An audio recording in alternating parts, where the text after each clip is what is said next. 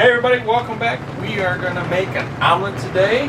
Really excited. This is something everyone should know how to do. It's a lot easier than it sounds. So, let's go ahead and get this started. The omelet is going to be your classic 3-egg omelet, but I'm going to do it with some, I got some Vermont maple syrup sausage, a little onion.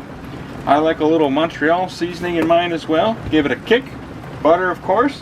And then I got this this great, whoopsie daisy, Vermont cheddar cheese to go with it as well. So, first things first, always crack your egg on a flat surface. That helps keep the shells out. Now I've got the pan heating up, but first I want to whip the eggs. Just rinse my hand. Now, just like if you were to do a scramble, you want to go back and forth. Sometimes I like to break up the yolks beforehand.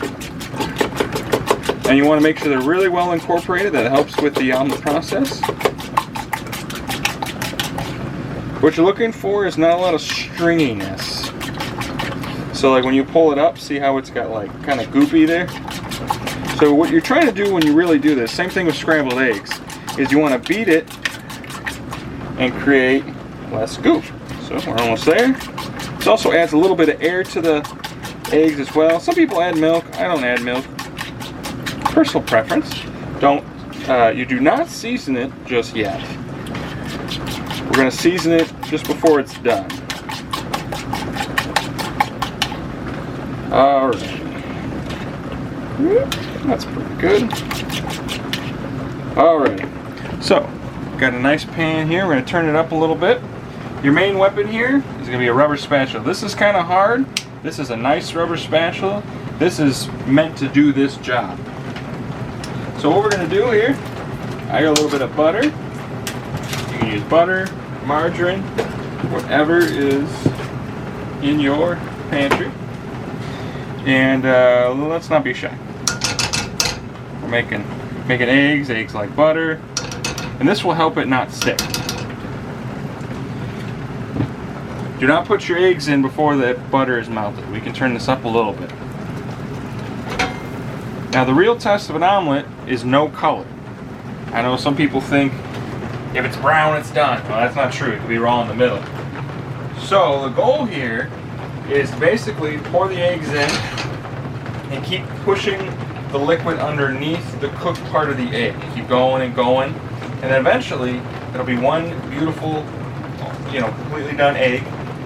We're going to flip it, real easy, and then we're going to throw the cheese on, turn off the heat, let that bottom side just solidify, and then we'll pour it right onto the tray. So, now since we've got a little goodies here, we're going to put those in first. So a little bit of the onions and a little bit of the sausage I got there, just to help get those cooking here a little bit.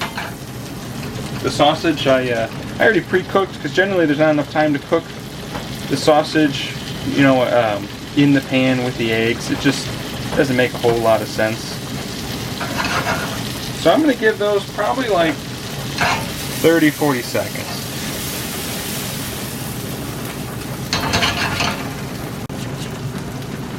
Alright. There we go. Nice pour. Now this is the quickness part here. See, it's going to set up, and see it's coming along the edges here. See all the bubbling? That's a good sign. And you're going to go all the way around. Make sure it doesn't stick. Push towards the middle, go underneath.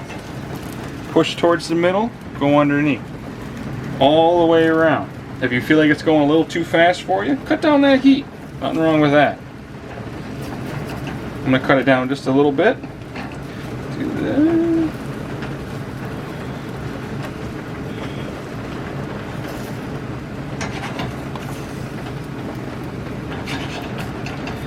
Alright. I'm going to add a little bit of my seasoning. I'm doing this in lieu of regular salt and pepper just because I like a little pizzazz in mine.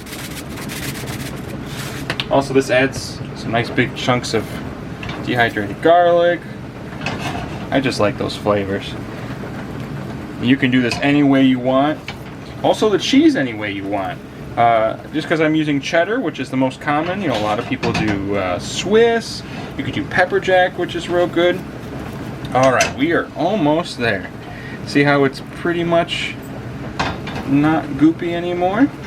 Now this is the part that everyone gets scared by. Now you can take it off the heat here a little bit and see how it's not, doesn't want to move very well. So if that happens, take a little bit more butter. I know, we just don't talk about it. Take a little of that butter, get that going underneath there. And what that's going to do is that's going to open this up so your omelet will not stick anymore. See how now all of a sudden, look at how nice that moves around. I'm just trying to get a little more of that butter going. Now it might be a little splashy, so we're going to go up and up.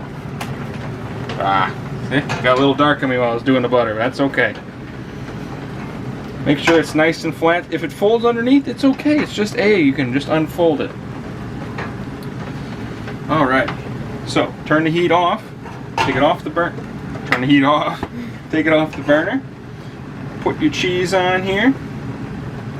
Now there's different types of omelets. This is the most common. You can also do like a French style where you make the ingredients separately and then you fold them into the egg at the end. We're not doing that. It's not my favorite style. Alrighty. So we normally just give that just a couple seconds just to make sure, and then sometimes I'll kind of give it a poke. You can kind of feel that it springs back. Give it a little bit of a shuffle.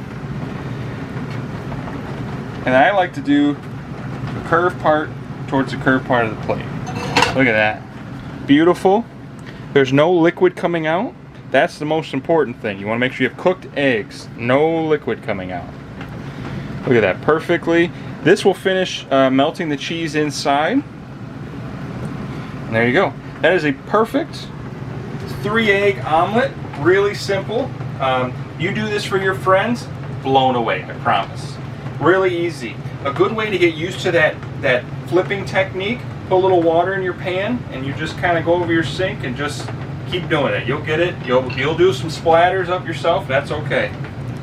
So, hope you enjoyed this. We're going to do some other egg stuff too, but I think this is really simple and fun to do. Thanks.